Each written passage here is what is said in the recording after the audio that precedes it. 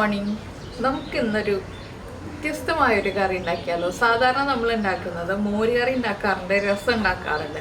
മോരും രസവും ചേർത്തിട്ടുള്ള റെസിപ്പി ഉണ്ടാക്കിയാലോ. മോര് രസം നിങ്ങൾ അങ്ങനെ ഒരു കറി ഉണ്ടാക്കി നോക്കിയിട്ടുണ്ടോ? ഉണ്ടാക്കി നോക്കിയിട്ടില്ലെങ്കിൽ ഉടനെ തന്നെ തയ്യാറാക്കിക്കോളൂ. വളരെ ഈസി ആയിട്ടുള്ള റെസിപ്പിയാണ്. അപ്പോൾ നമുക്ക് എങ്ങനെയാണ് നമ്മുടെ മോര് രസം തയ്യാറാക്കുന്നത് നോക്കാം. നമുക്ക് നമ്മുടെ ഇൻഗ്രീഡിയൻസ് നോക്കാം. ഞാനിപ്പോൾ 1 കപ്പ് കട്ട തൈര് എടുത്തിട്ടുണ്ട്. പുളിയില്ലാത്ത തൈരാണ് എടുത്തിരിക്കുന്നത്. അധികം പുളിയുള്ള തൈര് വേണ്ട. പിന്നെ എടുത്തിരിക്കുന്നത് 3 അല്ലി വെളുത്തുള്ളി, 1 പീസ് ഇഞ്ചി. വലിയ വെളുത്തുള്ളി ആയതുകൊണ്ടാണ് 3 അല്ലി വെളുത്തുള്ളി എടുത്തിട്ടുള്ളത്. ചെറിയ വെളുത്തുള്ളി ആണെങ്കിൽ 6 7 അല്ലി എടുക്കാം. ഇഞ്ചി ഒരു വലിയ പീസ് എടുത്തിട്ടുണ്ട്. പിന്നെ എടുത്തിരിക്കുന്നത് കുരുമുളകും ചെറിയ ജീരകം, നമ്മുടെ സാധാരണ ജീരകം, നമ്മുടെ ക്യുമിൻ സീഡ്സ്. പിന്നെ വേണ്ടത് നമ്മുടെ വറ്റൽമുളക്, കറിവേപ്പില, അതുപോലെ തന്നെ കടുക്, ഉലുവ. നമ്മൾ സാധാരണ രസത്തിൽ ചേർക്കുന്ന ഇൻഗ്രീഡിയൻസ് ഒക്കെ തന്നെയാണ്. കായപ്പൊടി, ഇതൊക്കെ നമ്മുടെ വീട്ടിലുള്ള കാര്യങ്ങളാണ്. അപ്പോൾ തൈര് എടുക്കുമ്പോൾ ഇപ്പോൾ കട്ട തൈരാണ് എടുത്തിട്ടുള്ളത്. ഇതൊന്ന് ലൂസാക്കി എടുക്കുക. മിക്സിയിൽ കുറച്ച് വെള്ളം ചേർത്ത് അടിച്ചൊന്ന് ലൂസാക്കി എടുക്കുക. ഒരുപാട് സമയം അടിച്ചെടുക്കരുത്, ഒന്ന് പൾസ് ചെയ്തെടുക്കാനേ പാടുള്ളൂ. അതുപോലെ തന്നെ ഇഞ്ചിയും വെളുത്തുള്ളിയും ഒന്ന് ചതച്ചെടുക്കണം. അത് എന്തൊക്കെ ചേർത്താണ് ചതക്കേണ്ടതെന്ന് വെച്ചാൽ കുരുമുളകും ജീരകവും ചേർത്താണ് ചതക്കേണ്ടത്. അത് മിക്സിയിലല്ല ചതക്കേണ്ടത്, കല്ലിലാണ് ചതക്കേണ്ടത്. 1 ടീസ്പൂൺ കുരുമുളക്, 1/2 ടീസ്പൂൺ ജീരകം, ഇത് രണ്ടും ഇഞ്ചിയും വെളുത്തുള്ളിയും ഇത്രയും ചേർത്ത് ഒന്ന് ചതച്ചെടുക്കുക. ഒന്നുകൂടി ഞാൻ പറയാം. 1 ടീസ്പൂൺ കുരുമുളക്, 1/2 ടീസ്പൂൺ ജീരകം, ഇഞ്ചി വെളുത്തുള്ളി, ഇത് 4ഉം ചേർത്ത് നന്നായിട്ടൊന്ന് ചതച്ചെടുക്കുക. നന്നായിട്ടെന്ന് പറഞ്ഞാൽ ഫൈനായിട്ട് ചതയേണ്ട, ചെറിയ തരിതരിപ്പോടെ ചതച്ചെടുക്കുക. അതുപോലെ തന്നെ നമ്മുടെ തൈരൊന്ന് ഉടച്ചെടുക്കുക. ഫോർക്ക് യൂസ് ചെയ്ത് വെള്ളം ചേർത്ത് മിക്സ് ചെയ്യാം. ഇല്ലാന്നുണ്ടെങ്കിൽ നമുക്ക് മിക്സിയുടെ ജാറിലൊന്ന് പൾസ് ചെയ്തെടുക്കാം. എങ്ങനെയായാലും കുഴപ്പമില്ല, മിക്സിയുടെ ജാറിൽ പൾസ് ചെയ്യായിരിക്കും ഏറ്റവും എളുപ്പം. അപ്പോൾ ഇത്രയും ചെയ്തിട്ട് നമുക്ക് ബാക്കിയുള്ള കാര്യങ്ങൾ ചെയ്യാം. അപ്പോൾ ഞാനൊരു പാൻ വെച്ചിട്ടുണ്ട്. പാൻ ചൂടായി വന്നിട്ടുണ്ട്. പാനിലേക്ക് നമുക്ക് വെളിച്ചെണ്ണ ചേർക്കാം. വെളിച്ചെണ്ണയിൽ തന്നെ ഈ ഒരു റെസിപ്പി ചെയ്യണം. കുറച്ച് വെളിച്ചെണ്ണ മതി കേട്ടോ, ഒരുപാട് വെളിച്ചെണ്ണ വേണ്ട. ഒരു 1-1.5 ടീസ്പൂൺ വെളിച്ചെണ്ണ. വെളിച്ചെണ്ണ ഒന്ന് ചൂടായി വരട്ടെ. വെളിച്ചെണ്ണ ചൂടായി തുടങ്ങുമ്പോൾ നമുക്കിതിലേക്ക് ആദ്യം 1 ടീസ്പൂൺ കടുക് ചേർത്ത് കൊടുക്കാം. കടുകൊന്ന് പൊട്ടി വരട്ടെ. അപ്പോൾ നമ്മുടെ കടുക് പൊട്ടിക്കൊണ്ടിരിക്കുന്നുണ്ട്. നമുക്കിതിലേക്ക് ഒരു 1/4 ടീസ്പൂൺ ഉലുവയും കൂടി ചേർത്ത് കൊടുക്കാം. ഉലുവയും പൊട്ടി വരണം കടുകിൻ്റെ കൂടെ തന്നെ. അതിൻ്റെ കൂടെ തന്നെ നമുക്ക് 4-5 വറ്റൽമുളക്, കുറച്ച് കറിവേപ്പില, പിന്നെ നമ്മൾ ചതച്ച് വെച്ചിരിക്കുന്ന ഇഞ്ചി, വെളുത്തുള്ളി, കുരുമുളക്, ജീരകം ഇത്രയും ചേർക്കാം. ഇതൊന്ന് വഴറ്റിയെടുക്കാം.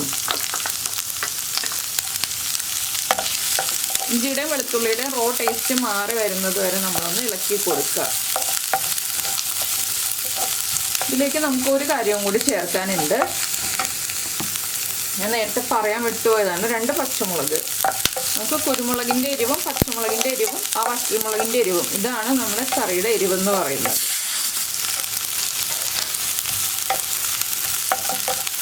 ഞാനിവിടെ കുക്കറിൽ അരി വേവിക്കാൻ വെച്ചിട്ടുണ്ട് കേട്ടോ, അതാണ് ഇടയ്ക്ക് സൗണ്ട് കേൾക്കുന്നത്.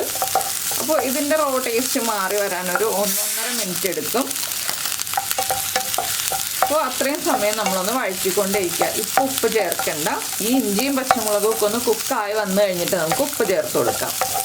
അപ്പോൾ നമ്മുടെ ഇഞ്ചിയും പച്ചമുളകും ഒക്കെ കുക്കായിട്ടുണ്ട്. നമുക്ക് ഫ്ലെയിം കുറയ്ക്കാം, ഇല്ലെങ്കിൽ ഓഫ് ചെയ്യാം. ഞാനിപ്പോൾ ചെറിയ ബർണറിൽ വെച്ചിരിക്കുന്നുണ്ട്, ഫ്ലെയിം കുറച്ചു. ഇതിലേക്ക് ഒരു 2 പിഞ്ച് കായപ്പൊടി ചേർക്കുന്നുണ്ട്. രസം എന്ന് പറഞ്ഞാൽ ആദ്യം തന്നെ നമ്മൾ ചേർക്കേണ്ടത് കായപ്പൊടിയാണ്. കായപ്പൊടിയും ചേർത്ത് ഒന്ന് ഇളക്കുക കേട്ടോ. ഇനി നമ്മൾ ഫ്ലെയിം ഓഫ് ചെയ്യാൻ പോവാണ്. ഫ്ലെയിം ഓഫ് ചെയ്ത് കഴിഞ്ഞിട്ട് കായപ്പൊടി ആ ചൂടിൽ, പാനിൻ്റെ ചൂടിൽ അത് ചൂടായി വന്നോളും. ഒരുപാട് ചൂടാവേണ്ട ആവശ്യമില്ല. നമ്മൾ മിക്സിയിൽ പൾസ് ചെയ്ത് വെച്ചിരിക്കുന്ന മോരുണ്ടല്ലോ, അത് നമുക്ക് പാനിലേക്ക് ഒഴിച്ചു കൊടുക്കാം.